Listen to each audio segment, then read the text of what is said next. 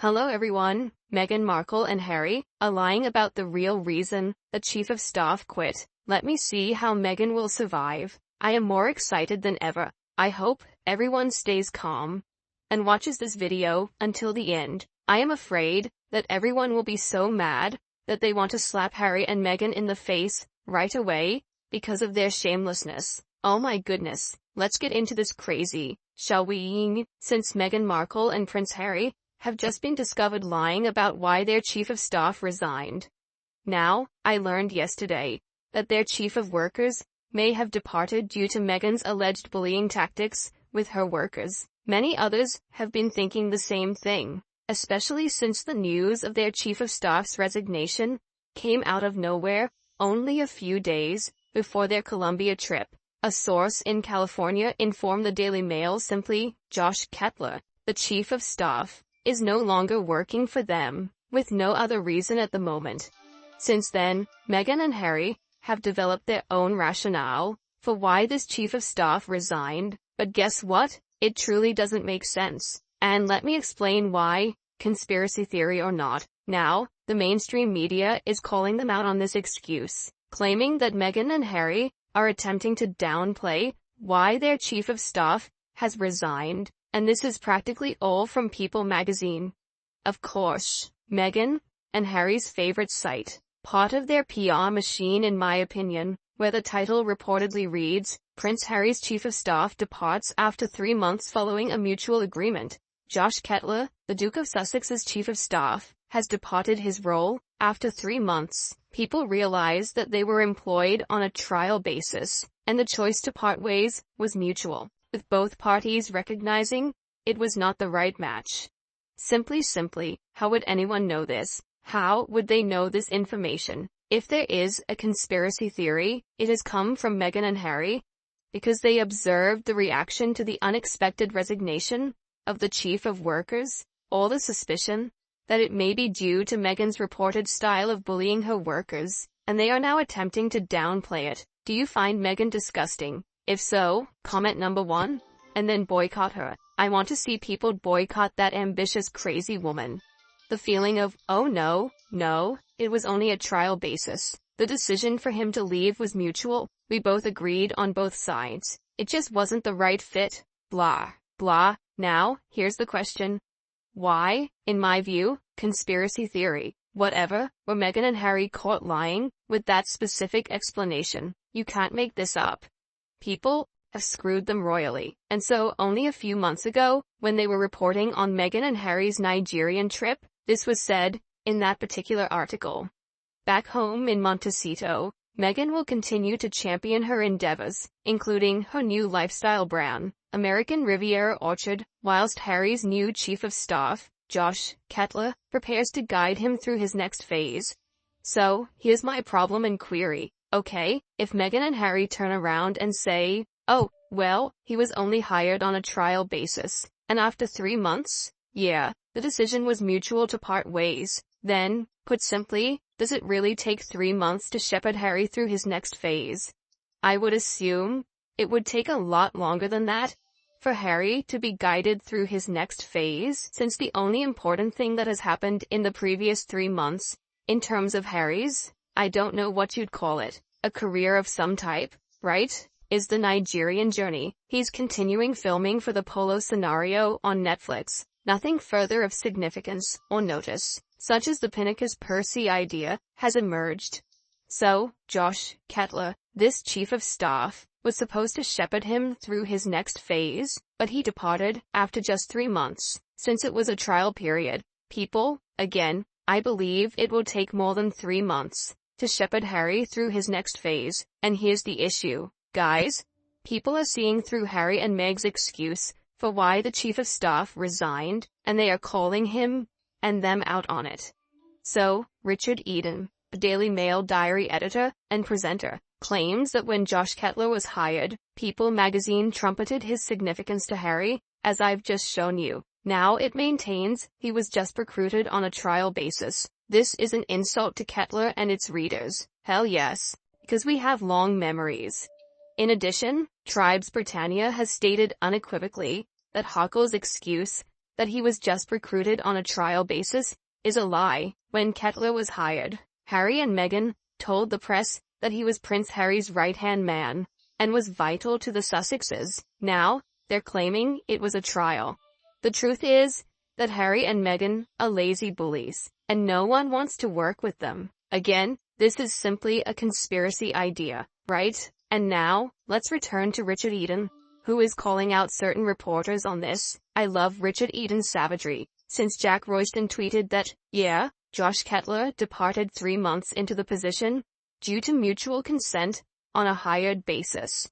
Richard Eden turned around and said, "What evidence do you have that he was hired on a trial basis, Jack? Oh, where's the receipt? Where is the receipt? Exactly. Where is the proof that he was employed on a trial basis when it was first revealed, literally, via People magazine, that Josh Kettler had been appointed as Harry's chief of staff to assist him through his next phase? Again, as I've stated, it takes more than 3 months to assist someone through their next level, especially during these 3 months, when, other than the Nigerian trip, nothing noteworthy has occurred. Correct? Come on, he's Harry's right-hand guy, and he's attempting to steer him into his next phase. Okay, let's put it this way. If the decision to split ways was amicable, why were there so many stories about him quitting, that he quit? Normally, the headline would be, if this is true, as far as I'm concerned, the chief of staff has parted ways with Meghan and Harry by mutual consent. But no, the chief of staff resigns. Guys, something is awry, and it stinks to high heaven here. To go full circle, the chief of staff has resigned, according to recent news. Soon after, Meghan and Harry tried to minimize the situation by turning back and saying, "Oh, no. He was employed on a 3-month trial basis. We agreed that he would go by mutual consent. Blah, blah, blah, blah." Even though he was appointed 3 months ago, to much hoopla, he turns around and says he's there to lead Harry through his next phase. Certainly, I believe it would take more than 3 months to shepherd someone through their next step. And if he did depart with mutual accord, why don't the headlines reflect that? Why do the headlines claim he quit, rather than that he departed by mutual consent? Make it make sense, men. I think professionals with any code of ethics never stay on with these two, because they are clearly corrupt and unethical. Maybe after so many years, an NDA is no longer in force. They can write their book about working with these two. We all know they are lying. They are freaking out about how bad it looks that another one quit on them. This should be a blinking red light to anyone thinking of accepting a job from them. I'm sure the Sugars would still jump at the chance to work for her. Maybe only then will they see how twisted she actually is. And the disastrous interview with Jane Pauley. I bet the backlash from the interview had them seeing red and blaming staff. Can you imagine working for them and being blamed for all of their poor choices, especially if you previously advised them to take a different course? It would be never-ending. I think Meghan is going to try to stage an incident in Colombia, akin to the New York City car chase, so that Harry and her can say to the Home Office, "Look how much danger we're in. Pay for our security for the rest of our lives." Perhaps Josh has found out and just can't stomach being party to such a deception. I hope he has the receipts, and it all comes out after their trip. Does anyone want to bet Meghan is going to try something? Let's vote. If you think so, comment yes, and if you don't believe Meghan would do it, comment no. I really don't know what kind of world I am in anymore. What's happened in the last 3 months? Nigerian Vodka, FC Award, ITV interview, CBS 10-min section. I'd be willing to bet Mr. Kettler warned Harry not to do any of those things, and Harry and Meghan wouldn't listen. Then they pop up to do the Colombian Vaca, and the guy can read just as we can about things not being safe, but they plot ahead anyway, and this man said, enough. True, anything that goes wrong, and that's also why I say in Colombia, they will drop it on him. He has probably tried to get them to be safe and cancel this trip, but Meghan needs her false royal tour. After all, the Duchess must have her moment to shine. And since the Commonwealth sided with King Charles, they had to take whatever came her way. Colombia was the best she could get. The only time they're not lying is when their mouths are shut, watching karma at its finest. It's about time. They have lost 18 staff members in 6 years. That's an employee gone every 4 months. Let's step back and try to see who is the problem. They always lie. Something else happened, and now they're gaslighting us. This man is super professional and talented, and they are doing a trial run. The royal family couldn't guide Harry over a period of 30+ years, so how could they expect to guide him in 3 months? They lie every time they open their mouth. I have never known him to tell the truth. They're either lying or whining, one of the two. The chief of staff couldn't even wait until their Colombian trip was over to bolt. Executives at this guy's level are not hired on a trial basis. He quit the grifters to save his reputation. Certainly, nothing to really do, since they're both unemployed, unemployable, and grifting isn't a dependable full-time career, since people see right through them and know their crooked game, so they avoid them. This story is going on, which can be understood as a professional trying to work with a pair of ranked amateurs, probably realizing that they are a lost cause. Okay, Harry's next phase is puberty.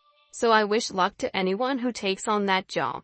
As I know, there is no such thing as a 3-month trial basis for high-level executives. There would have been several meetings and vetting before even hiring a person on that level.